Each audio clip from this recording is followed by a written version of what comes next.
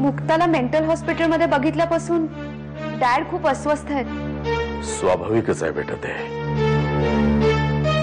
ती मुलगी त्यांना अशा रीतीने तिथे भेटेल असं स्वप्नातही वाटलं नव्हतं त्यांना. मुक्ताच्या ह्या अवस्थेसाठी डॅड स्वतःला गुन्हेगार मानतायत. त्यांची काहीही चूक नाहीये बेटा. त्यांना सांगितलं काका, पण काहीच उपयोग नाही. डॅड फार गोंधळून गेले. ह्या सगळ्या गोष्टीचा पाठपुरावा करण्यासाठी डॅड बँगलोरला गेलेत. मला वाटतं एव्हाना ते बँगलोरला पोचलेही असतील. तू पुन्हा एकदा मुक्ताचं शूटिंग करणार आहेस? हो. नाही रेवती थांब. मी तुला शपथ घातली होती ना माझी, का तुझ्या लेखी आता माझ्या शपथेलाही काही किंमत नाहीये. प्लीज मॉम, हे बघ तुला चांगलं माहितीये मी हे शपथ वगैरे काही मानत नाही.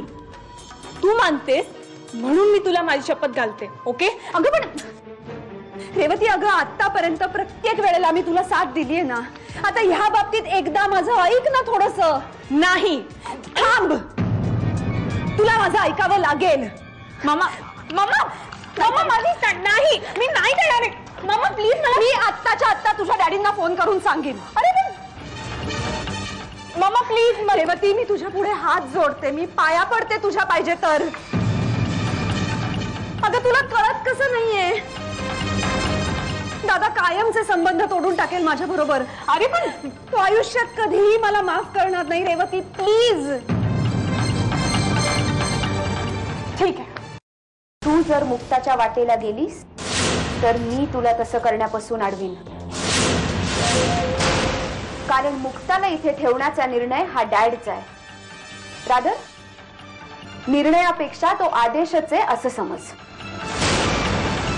आणि ह्या बाबतीत तरी तू डॅडच्या विरोधात जायचा विचारही मनात आणू नकोस. तुला येतंय ना लक्षात मला काय म्हणायचंय ते? मुंबईच्या फ्लॅटवर नाही आणि तो त्याच्या बँगलोरच्या घरी पण नाही. होय अभ्यंकर साहेब, मागे मी त्यांच्या घरी गेलो होतो तेव्हा वॉचमननी मला सांगितलं की विभास मुक्ताला घेऊन परदेशी गेलाय ट्रीटमेंटसाठी.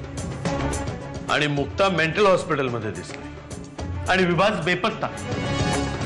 साहेब हे काय गौड बंगाल आहे? मला काहीही कळत नाही अभ्यंकर साहेब. हाच विचार करून करून माझं डोकं भणभणायला लागलंय. माफ करा साहेब, पण मला वाटतं या क्षणी नुसता विचार करून काही उपयोग नाही. आता मुक्ता बरी होणं गरजेचं आहे. कारण मुक्ता पूर्ण बरी झाल्याशिवाय आपल्याला काहीही कळणार नाही. ही वेडी नाहीये, ही खोटं बोलतीये. अगं मम्मा काय बोलतीयस तू? उगाच बरोबरच बोलते मी. हे माझं घर आहे आणि इथे कुणी राहायचं हे मी ठरवायचंय. आणि मला माझ्या घरात या वेड्या मुलीला ठेवून घ्यायचं नाहीये. चल उठ. उठ. चल मम्मा प्लीज, हात जोडते मी तुझ्या समोर. प्लीज तिच्यावर दया कर. साधारण 4 महिन्यांपूर्वीची गोष्ट. आम्ही आमच्याच चॅनलवरून एक बातमी दाखवली होती. त्याचा उलगडा आम्ही आमच्याच चॅनलवरून करणार आहोत. पण मॅडम ती बातमी तर मी सांगते ते लिहा. उगाच मध्ये मध्ये डिस्टर्ब करू नका. लिहा. त्या स्पेशल न्यूजची हेडलाईन असेल एका अबलेची कहाणी गेस. मागची मुक्ताची क्लिपिंग वापरून एक सनसनीखेज चटपटीत न्यूज तयार करा. गो. Yes madam. ह्या न्यूजने असा हंगामा करते की सगळ्यांची बोलती बंद होईल. आपल्या गायकवाड घराण्याची रीत आहे देवेंद्र. आमच्या नंतर आमची गादी तुम्ही चालवणार आणि तुमच्या नंतर आमचे हे बाळराजे. राजे लवकरच आता गायकवाड घराण्याची भाषा बोलायला शिका. वारस आहात तुम्ही गायकवाड घराण्याचे. वारस.